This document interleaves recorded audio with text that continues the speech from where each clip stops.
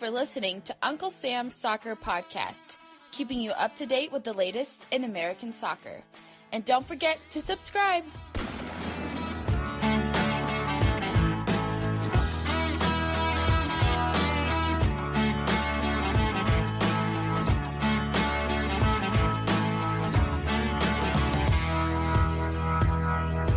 Hello everyone, Uncle Sam's Soccer Podcast here at your service. It is I, Steven Joderen. Joining me as always, Jake Watroba and Armand Kafai. Today's episode, we're talking about the hottest rumors in MLS and obviously the biggest news in all of U.S. soccer, and that is the U20 World Cup. But before we get to today's discussion, hit that subscribe button, leave us a 5-star review, and send us your comments, your thoughts, your ideas on the Twitter machine at UncSamSoccerPod. And go back and do yourself a favor, listen to our World Cup preview. It's fantastic. It came out 2 days ago. We had Yahoo Sports contributor Henry Bushnell join us to preview everything you need to know. But fellas, let's talk about what everyone is buzzing about, and that is the U.S. victory over France in the U20 World Cup in Poland. And Armand, just recap for us in like 12 seconds what exactly transpired. It was a very back and forth game. I mean, I would say it looked like the U.S. was dead in the water. They took a 1-0 lead to start, but then kind of, I guess, I don't know if blowing it's the right word, especially a team like France, who's one of the favorites to win the tournament.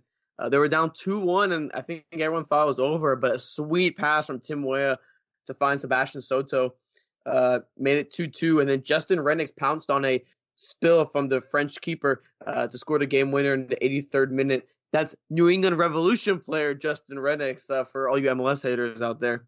In the 83rd minute, Rez making the mark to score the game-winning goal for them.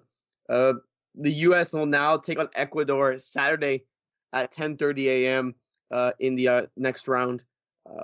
But overall, it was a very, I would say, a strong showing. I was actually watching it while conducting interviews at FC Dallas, and it was really interesting to see how the players were playing, and especially with the coach watching over his shoulder and Luchi Gonzalez. So I think it's pretty fun, pretty good win, and the U.S. moves on to the next round. Yes, and that brings us to the question of the day, which is, what should we make from the U.S. national team's 3-2 victory over France in the U20 World Cup? If you initially went on Twitter, it seemed like the United States had done something it had never done before. It was a buzz. People were cheering on. Either one of you, Jake or Armand, did you guys see the video of Alexi Lawless and Rob Stone glued to the TV watching what was transpiring as they prepare for the World Cup in France? I mean, I did. I did. And an incredible moment to see everyone saying the same thing. And Jake, what does this victory mean? Well, first of all, I mean, this is a huge shot in the arm for the U.S., especially for this group of players, that they can now say, yeah, we can beat France. We can go and beat a team that is perceived better than us. We can hold our own against a team that is deemed one of Europe's best. I think this is a huge win. This is a massive win. I'm not a U20 expert by any means, and none of us are on this show. But France has consistently turned out high-quality talent year after year after year after year. Their senior teams, mostly one of the best in the world. So that just shows you the type of talent that's on this youth national team for the French. And I think this is huge. I think this is a big, big win. And this should be a huge win at the back of the U.S. as they play Ecuador in the quarterfinals. Jake, I have to contend something here. You think France is this superb footballing nation? Let me remind you, from 2006, after Zinedine Zidane headbutted the Italian, cost them the World Cup, their second title in the span of less than a decade, they became a laughingstock. The 2008 Euros fail. 2010 World Cup, it was maybe bottom of the barrel. The 2012 European Championships, They got out of the group, but they didn't make any noise. 2014 World Cup, sure, they got to the quarterfinals, but they were never a real contender. So for a solid decade, the French national team have been a joke. So I don't think the praise for the French national team should be all that high. Well, they just won the World Cup, Steven. Yes, but the U20... How can you say that? No, but listen, the U20 does not have any bearing. I'm sorry, but Paul Carr on Twitter, guys, the U.S. men's national team has reached 3 straight U20 World Cup quarterfinals. For the first time, the U.S. are the only country to reach the quarters at the last 3 U20 World Cups. Wait a minute, I'm sorry. If this is such a big win, then what have the last 2 tournaments meant? Armand, you said on this very show that this team, this squad should contend for the cup, that they should win it.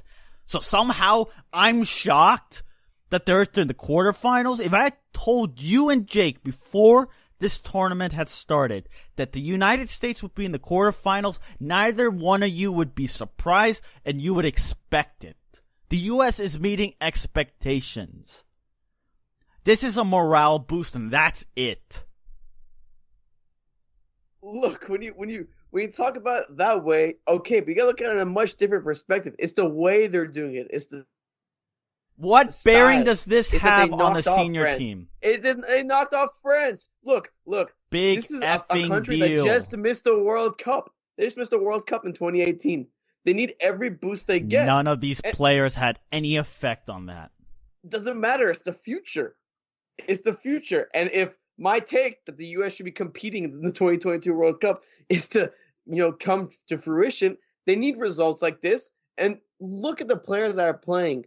It's not like it's a bunch of collegiate guys or, there's like a bunch of collegiate guys playing. These are guys playing in Europe.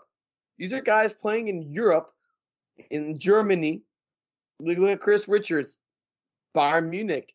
You look at a guy like Sebastian Soto. Oh, he got minutes the first team in Hanover. Sergino Dest, minutes in the Dutch for the second team. Look, these are all guys are getting minutes. There's a guy in the academy of Barcelona, for God's sake.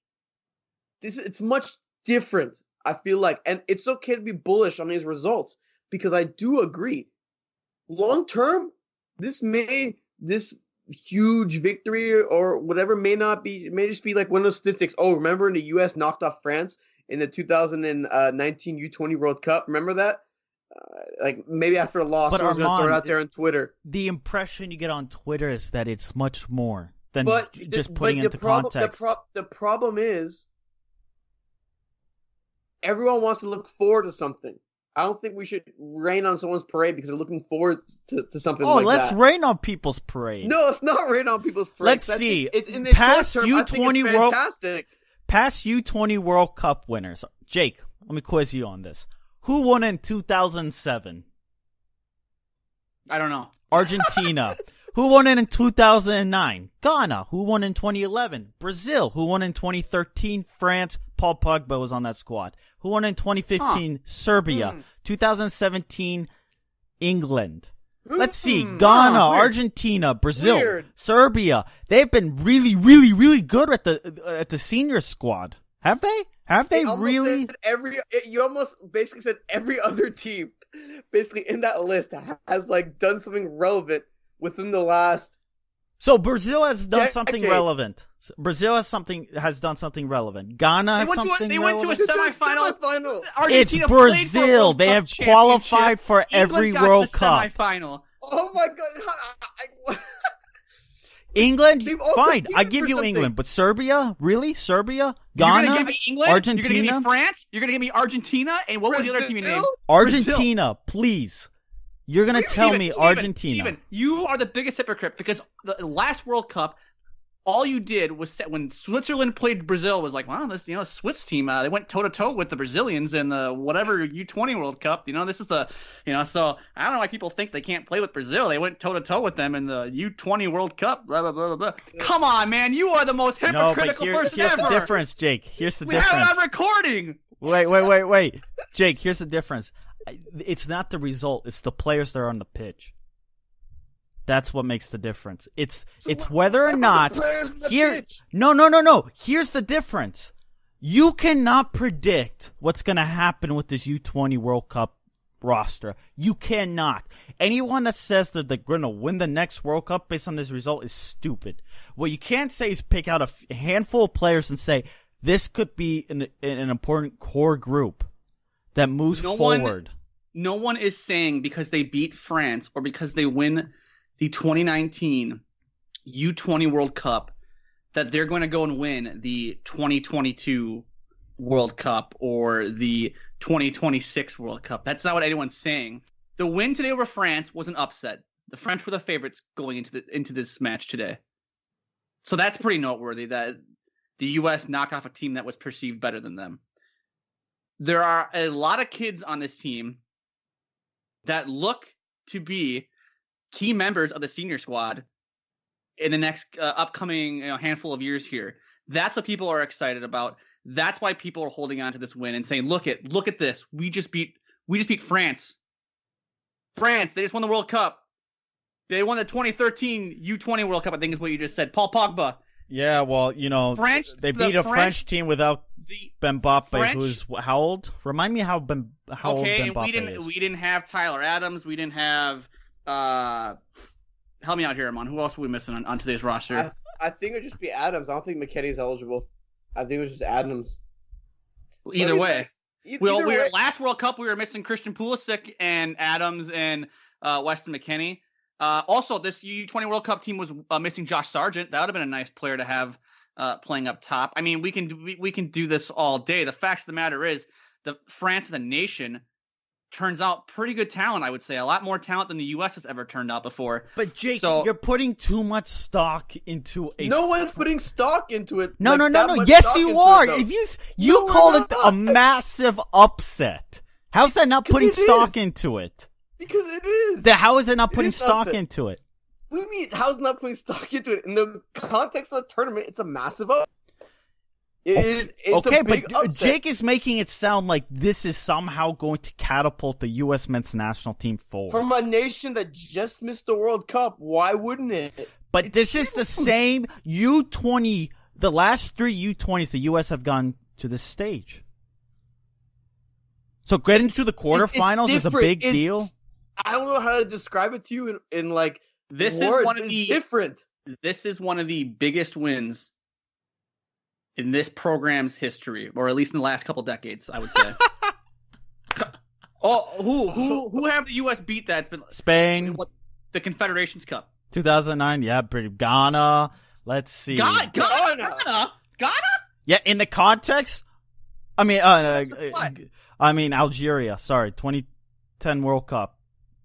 Wait, you mean Landon Donovan? They beat a team they were supposed to, but they were playing like dog bleep for 92 minutes of the match. Right, and this is the same U20 team that had struggled against who? Qatar. I mean, we can go on and on and on about it. You just said Algeria was a great win. They got the result against Qatar. Senior team, though. The same thing? Senior team. Well, I wasn't talking about the senior team. I was talking about the youth team. Okay, wait. Take a step back. Maybe I misunderstood you. You say this is one of the biggest wins at the youth level for the U.S.? Yeah. In the program. Yeah. Oh, I understood just in general. Okay, fine. I'll give you that. At the youth program, pretty damn big win. I'll give you that. But to look forward and say somehow we know what's going to be made of with these players, you don't know. I can totally give it to you that in maybe 7-8 years, whenever the World Cup comes around, that some of these players are on the team that goes to the final. Yeah, and we can look back and say, wow, let's go back to that U20 World Cup. But we could also be looking 8 to 10 years and say, dang, U.S. once again crashed out of the round of 16 or the quarterfinals. Look who's on their roster. You do not know what is going to happen. And I would sit there and say this is a morale boost to a U.S. soccer program that has had roadblock, failure, and a lot of boo-boos. And this is good because we're finally talking about something that happened on the pitch rather than off the pitch. But I would also say that winning a trophy like this can definitely launch you, like the 2013 French U20 World Cup Championships, into something massive. Or you could be a Switzerland, win a U17 World Cup, and kind of somewhat fail with expectations. So you can have both. It helps. It helps with player development, chemistry, because a lot of these players will play with each other for the next decade plus. I'm sure some of these players will be headed to Europe within 2 years, the ones that are playing in MLS, because they're talented. But pump the brakes, people. We do not know what's going to happen. All I'll say is this was the same competition that was the launching pad for the careers of Josh Sargent, Timothy Weah, and who was it? Either way, whatever. All I'm saying is tournaments like this, performances like this are great for not only the youth national team, but the senior national team. Can I interrupt? Yes. Tyler Adams. He was at the last one, 2017. Tyler Adams. Thank you. This tournament is a launching pad for players like Timothy Weah and Josh Sargent to get notice and to go overseas and play for big clubs like PSG or RB Leipzig or Werder Bremen. So regardless of what you think of, you can't, and I'm not sitting here saying they're going to contend for a World Cup in 8 years from now or 10 years from now or 2026, whatever. Armand is. All I'm saying is if the U20 World Cup is what is needed for Paxton Pomykal to get noticed and to go over to Europe in a year or two, that's great. That's fantastic, and we need more of it. This is a good start. This is another avenue for U.S. talent to get noticed, to be exposed to European teams, to get them over to Europe and develop in academies with higher levels of talent in them than what would be in MLS. 100%. That is my final thoughts. 100%. Spot on, Jake.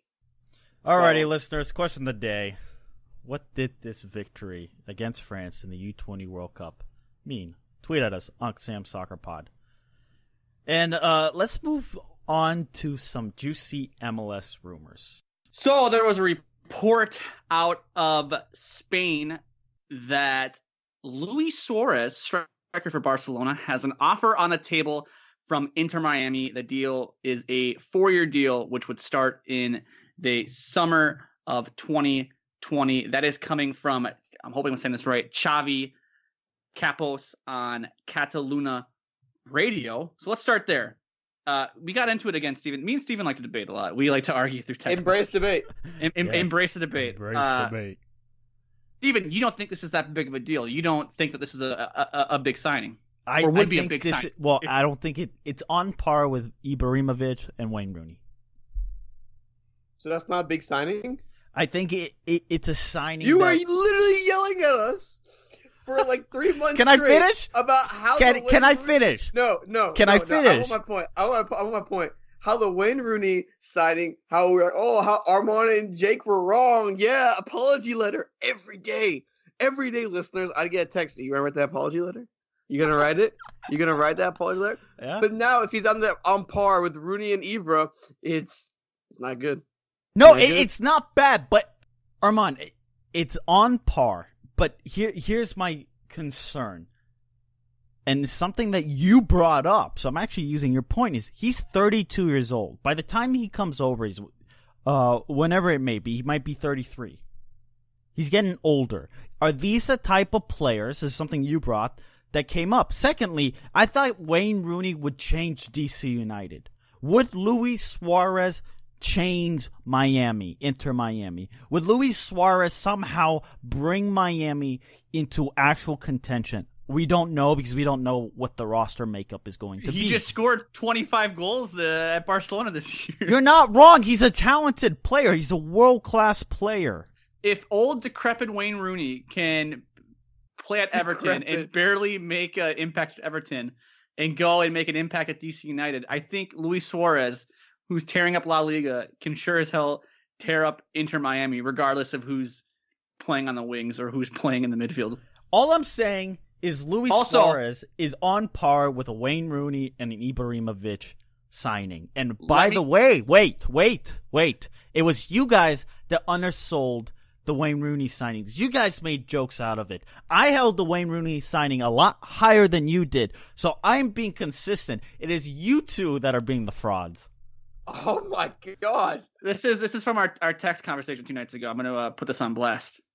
Oh, we're Great. receipts. Without the Great. receipts. Thanks, Jake. Me to you and Steven. Luis Suarez has an offer on the table from Miami. Steven, who cares? No, but seriously, who cares? We don't know what the roster is going to be. If Luis Suarez went to the New England Revolution or freaking Colorado, we would say, cool. Well, he would never go to those teams because they don't spend money on players. Yeah. Let's be realistic, like NYCFC or something like that. I just think Luis Suarez is on par with a Zlatan Ibrahimovic and Wayne Rooney. These names are all the same. We are seeing consistent rumor linkage with MLS clubs. Did we not just discuss Raheem Sterling to MLS? And that rumor. Yeah.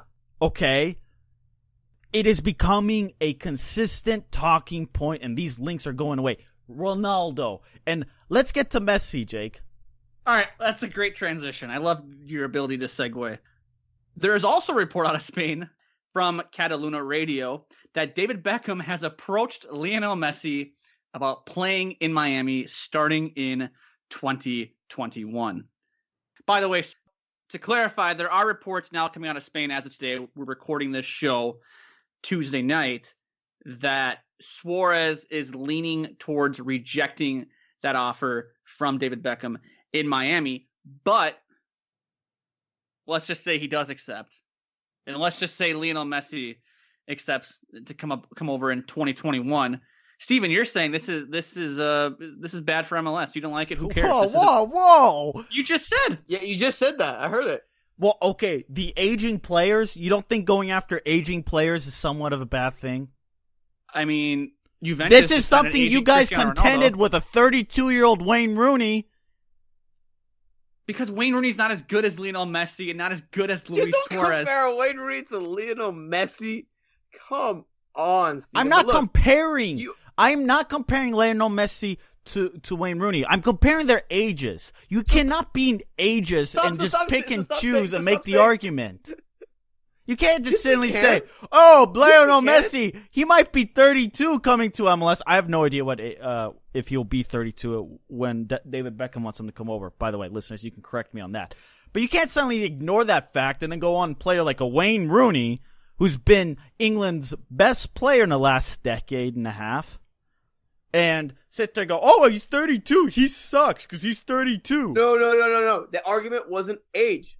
Yeah, no. Yes, it was. You guys, you made a point of contention with his age. You guys, no. We're gonna listen back to the tape, and next episode Messi, we will go look at the debate. I have his age here. Okay. Lionel Messi, just for the sake of argument here, if he were to start the season with Inter Miami and not come over in the summer window or whatever, if he were to start in this late winter, early spring, he would be 33 and a half years old. He turns 34 he turns 32 June 24th. Here's the solution. You ready for this, Armand? You're gonna love this. Here's the solution for Lionel Messi. I'm gonna hate it. He needs to go up to Boston and take some of that Tom Brady TB12 method, and Lionel Messi could play in MLS till he's like 42. Hey, wait. So okay, let me ask you this, guys. Let me ask you this. A really hypothetical question. Let's say Messi comes up to Don Garber and Beckham and says, "Hey, look, I would love to join MLS, but I'll only join MLS if you offer me a deal like David Beckham's deal with potential ownership, potential ownership stake in another team." If you're Don Garber specifically, what do you say to that offer? You take it. I mean, but first of all, that offer was made to David Beckham when there was 10, 12 teams in the league. Yeah, right? no, you're right. Yes, like that, yeah. it was a way to get Beckham to come over.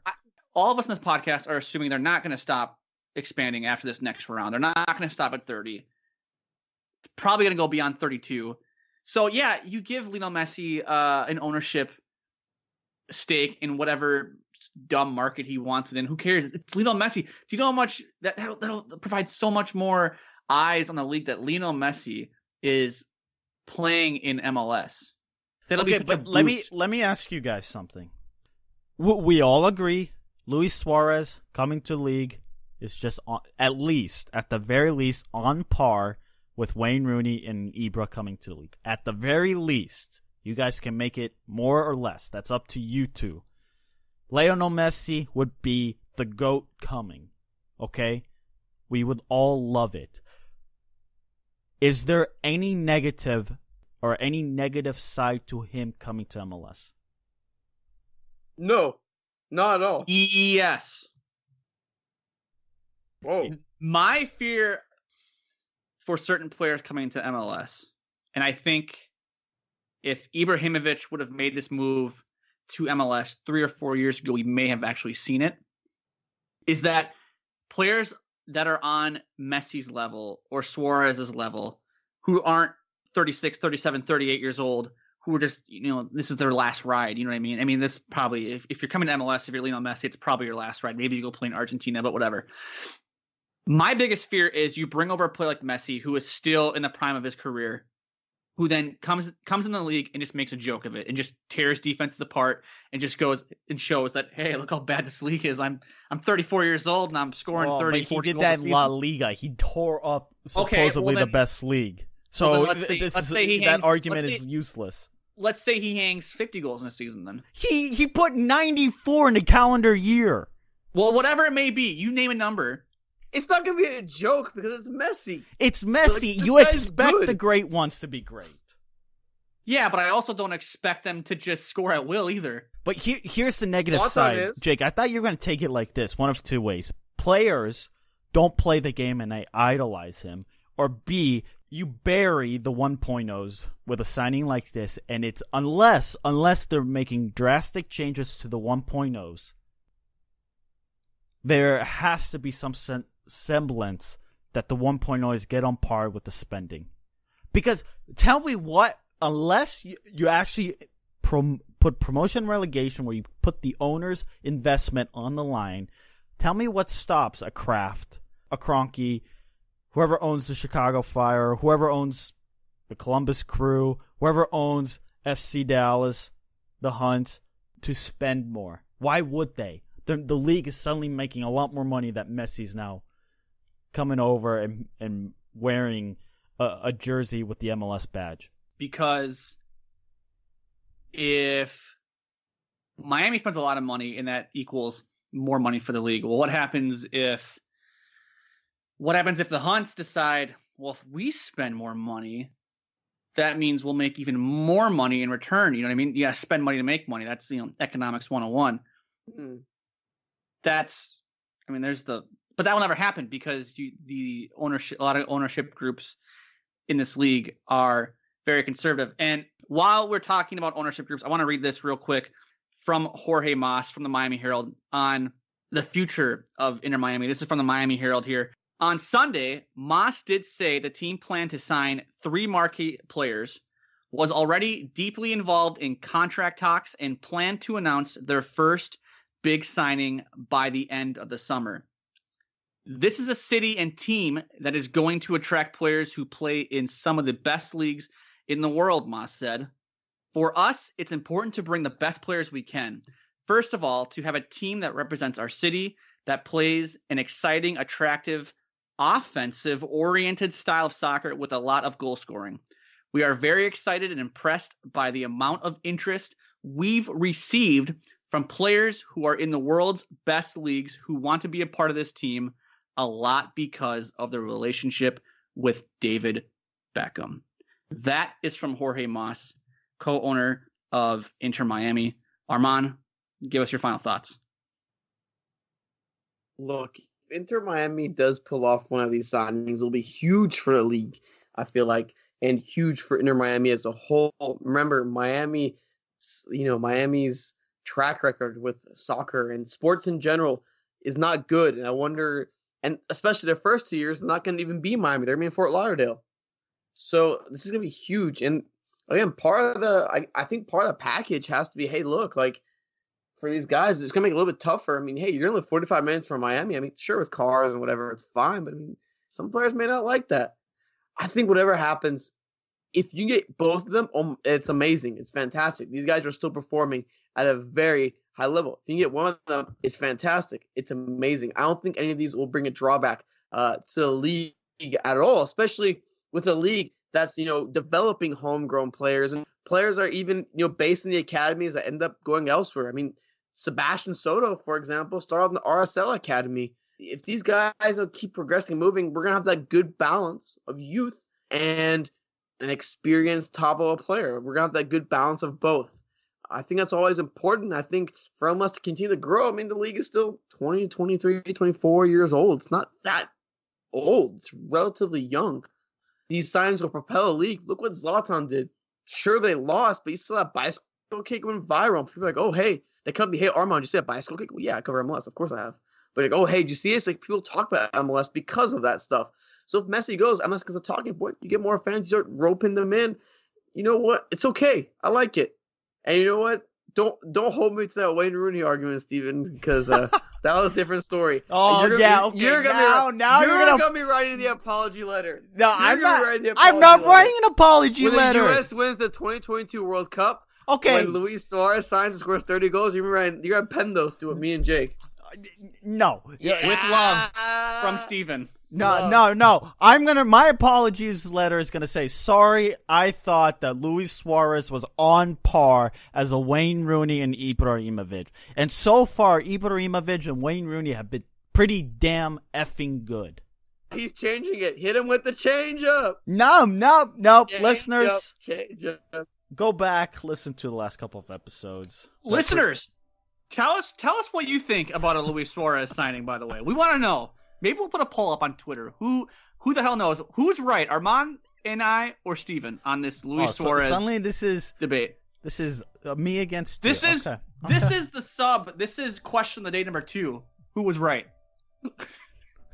Tweet at us at UncSamSoccerPod, at Jake Watroba, at Steven Jodran, at Armand Kafai. Who's the better player? Who are you more excited to see? Who would be better for the league? That's it for today's show, though. We'll talk to you guys next time. Deuces.